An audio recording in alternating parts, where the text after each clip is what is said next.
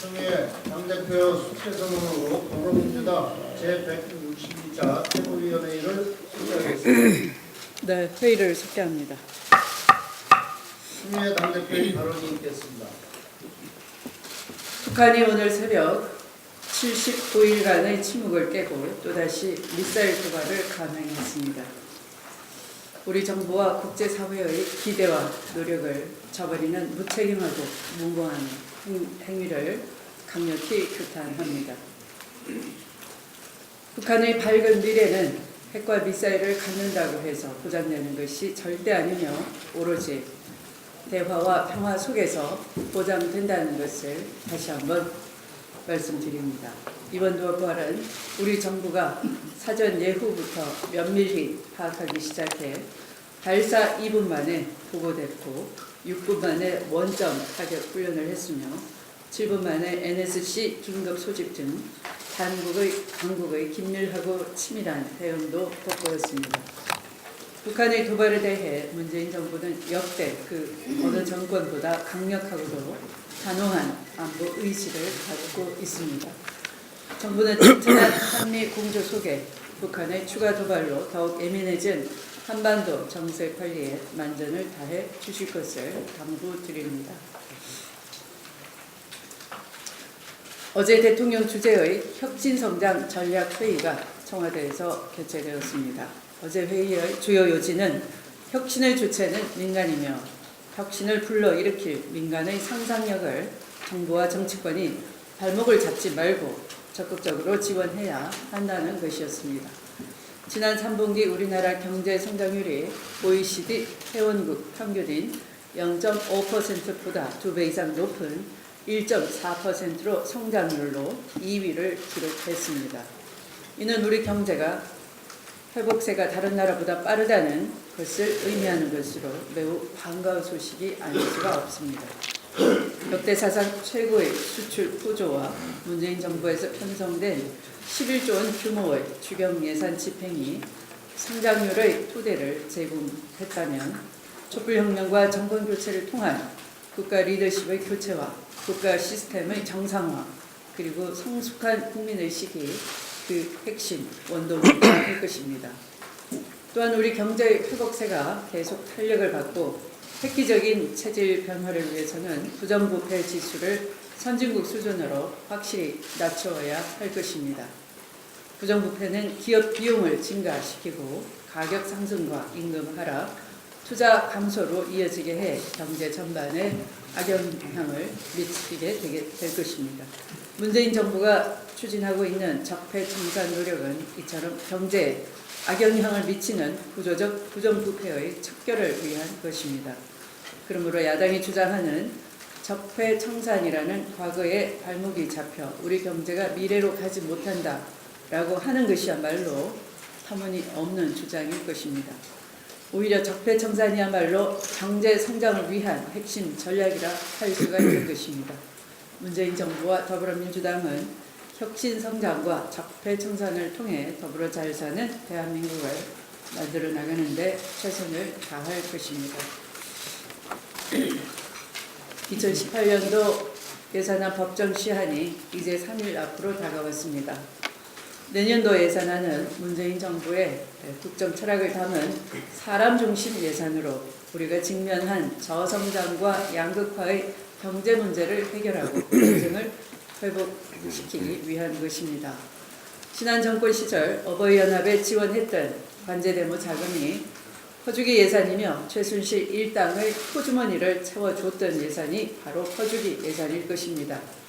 야당이 반대하고 있는 최저임금 보상, 공무원 충원, 아동수당 등은 오로지 국민 안전을 지키고 국민의 삶을 나아지게 하기 위한 필요 예산이라 하겠습니다.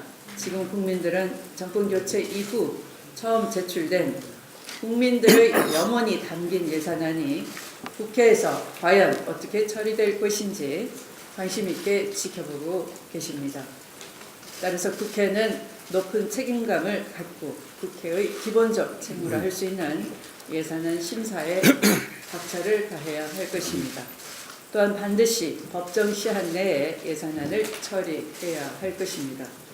이를 위해 야당도 전향적인 자세로 예산안 처리에 협조해야 할 것입니다.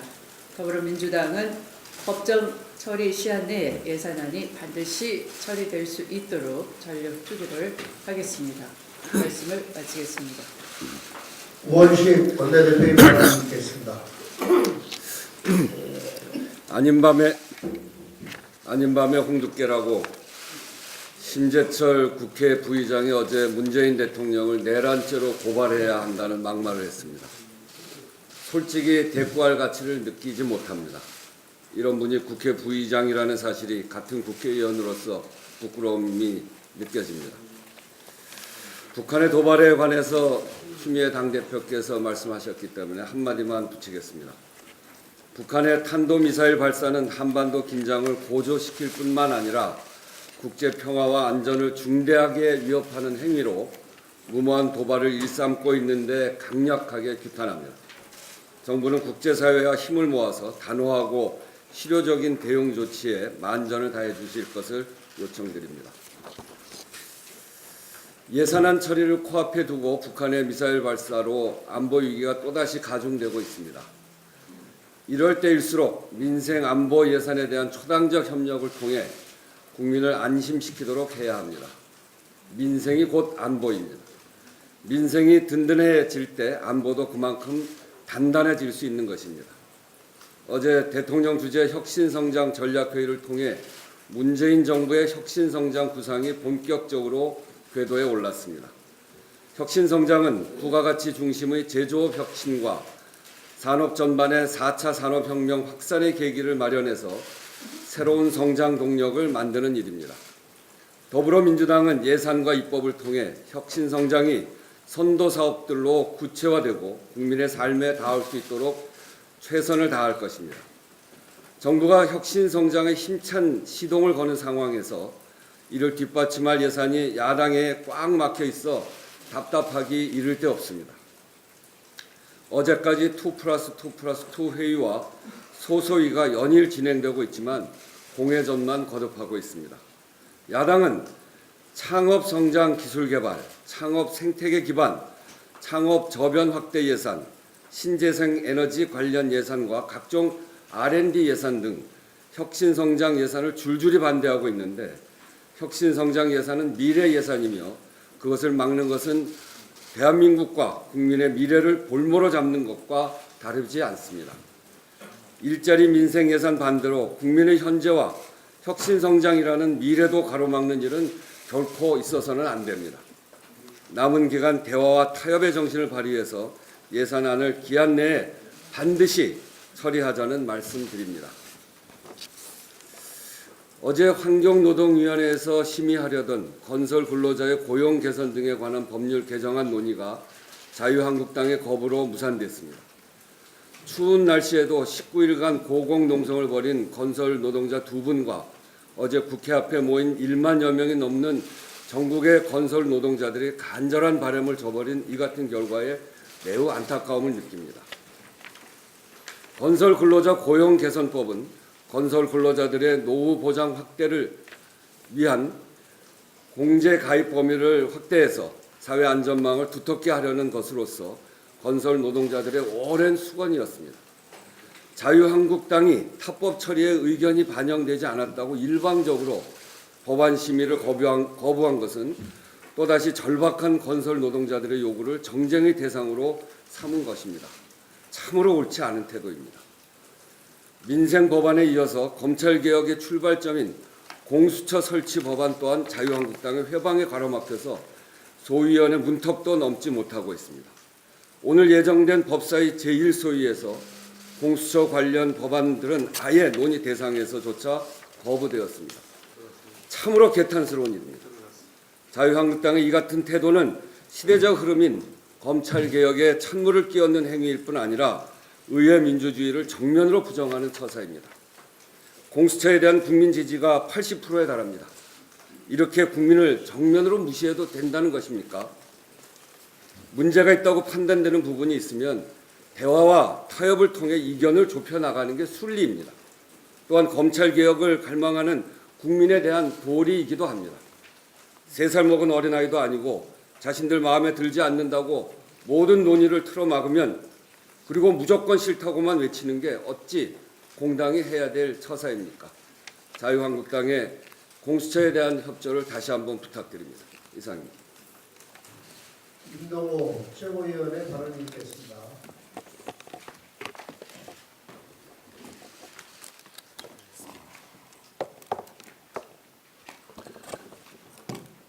네, 지금까지 최고위원을 통해서 적폐청산의 당위성을 수차례 강조했습니다. 적폐청산은 잘못된 것을 바로잡자는 것, 즉 정상화 그 이상 또 그 이하도 아닐 것입니다. 정치적 피해는 이명박 박근혜 정권 기간인 고작 9년 동안에 최정점을 찍었습니다. 적폐는 정치뿐만 아니라 우리 사회 곳곳에 있습니다. 그 중에 하나가 수십 년간 지방 권력이 고착화됨으로써 발생하는 지방의 적폐입니다. 저는 울산 지역을 기반으로 하는 영남권 최고위원입니다. 그동안 울산은 줄곧 보수의 텃밭이었습니다. 선출직이든 비례든 시연 이상 국회의원 한 번 배출하지 못하고 최고위원도 제가 이번에 처음입니다. 제가 최고위원이 된 후 저 일정을 빡빡하게 채운 것은 그동안 지방 적폐에 막혀있던 속만 태웠던 시민들과의 만남이 대부분이었습니다.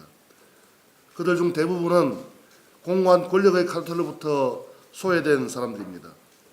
지방 적폐 청산 역시 정상화입니다. 내년 지방선거는 그 정상화 과정이기도 합니다.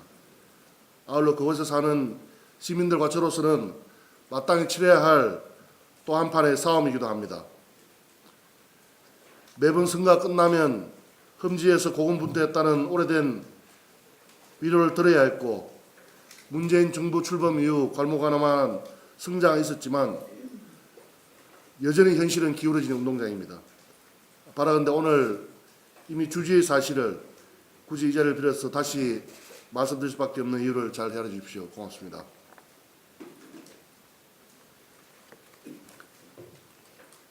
양양자 최고위원의 발언이 있겠습니다.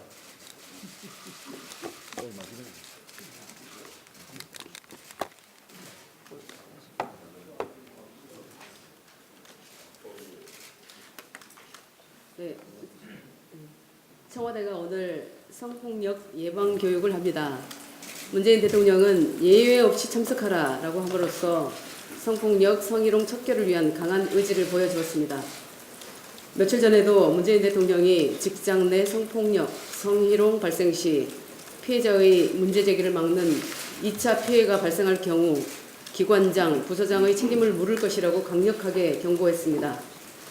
아울러 고위공직 후보자 인사검증 기준에 성 관련 범죄를 추가하였습니다. 여성으로서, 딸을 둔 엄마로서, 민주당 전국 여성위원장으로서 전적으로 뜻을 같이 합니다. 여성가족부 조사에 의하면 직장 내 성희롱 피해 경험은 무려 80%나 된다고 합니다. 놀랍고 부끄러운 수치입니다. 한마디로 모든 여성이 성희롱을 당했다는 것입니다. 성희롱은 차별의 가장 저질스러운 행태입니다. 많은 성범죄가 위계, 위력에 의해 일어납니다. 때와 장소도 가리지 않습니다. 또한 고위공직자가 공개적인 장소에서 공공연하게 성희롱 발언을 하는 행태가 성범죄에 대한 우리의 수준을 보여주는 것입니다. 더 이상 용납해서는 안 됩니다. 기업, 학교, 군, 검찰, 경찰, 공무원, 종교, 예술, 언론, 스포츠 등 단 한 곳도 안전한 곳이 없습니다. 정치권도 성범죄에 둔감한 대표적인 곳입니다. 오늘 우리 당도 성평등 교육을 실시합니다. 교육을 한다고 하루아침에 성폭력, 성희롱이 줄어들 것으로 기대하지는 않습니다. 그러나 이 땅의 모든 남성들이 함께 싸우지 않는다면 당신들의 딸이 안전한 곳은 없다는 것을 명심해야 합니다. 성범죄에 둔감한 사람들은 자신의 아내나 딸도 똑같은 일을 당할 수 있다는 사실을 깨달아야 합니다. 이런 성범죄야말로 청산되어야 할 적폐 중의 적폐입니다. 오늘은 성범죄에 대한 교육과 경고로 끝나지만 지금처럼 계속 은폐하거나 가해자를 관대하게 처벌하거나 피해자를 비난하는 관행이 계속된다면 언젠가는 우리도 피해자가 직접 나와 공개적으로 고발을 하게 될 것이고 가해자들은 부끄러운 고백을 공개적으로 하게 될 것입니다. 이 땅에서 수치스러운 성범죄를 줄이기 위해서는 말이 아니라 행동이 필요합니다. 지금이 바로 그 시간입니다. 이상입니다. 박동계 최고위원의 발언이 있겠습니다. 네. 우원식 원내대표님께서 공수처 말씀을 하셨기 때문에 조금 부연 말씀 좀 드리겠습니다. 오늘 그 법사위 1소위의 공수처 법안과 함께 처음으로 검경수사권 조정안도 상정이 됩니다. 지난 1소위에서 공수처 법안은 거대한 절벽과 상대하는 그런 논의였습니다. 자유한국당은 전혀 공수처 법안에 단 1g도 응할 의지와 의사가 없음이 확연히 드러났습니다. 그 대신 김진태 간사나 또 윤상기 의원 이런 분들은 자유한국당이 검경수사권 조정안이 나오면 그것을 적극 찬성하겠다부터 시작해서 적극 검토하겠다라는 발언까지 했습니다. 저는 자유한국당의 검경수사권 조정 적극 검토안은 현재 불붙기 시작한 국민 86%의 지지를 받고 있는 공수처 법안을 심도 있게 토론하고 이것의 통과 가능성이 고조되면서 사실은 그것을 막기 위한 저는 꼼수로 평가를 합니다. 수사 권한의 총량은 한정되어 있습니다. 마구 늘려질 수 있는 것이 아닙니다.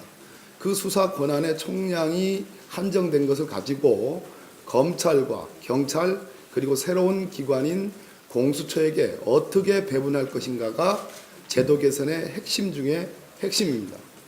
검경수사권 조정은 각자가 생각하는, 각 당이 생각하는 안이 다 다릅니다. 검찰이 생각하는 안이 다르고 경찰이 생각하는 안이 다릅니다. 정말로 이것은 공수처와도 합의되기가 대단히 어려운 문제입니다. 오늘 법사위 제1소위에서 금태섭 의원이 대표 발의한 검경수사권 조정안에 대해서 자유한국당의 법사위원들이 과연 어떤 반응을 보일지 잠옷 궁금해집니다. 검경수사권 조정도 대통령이 강조하셨고 공수처 법안도 대통령이 강조했습니다. 저희 민주당은 다 잘 하자는 겁니다.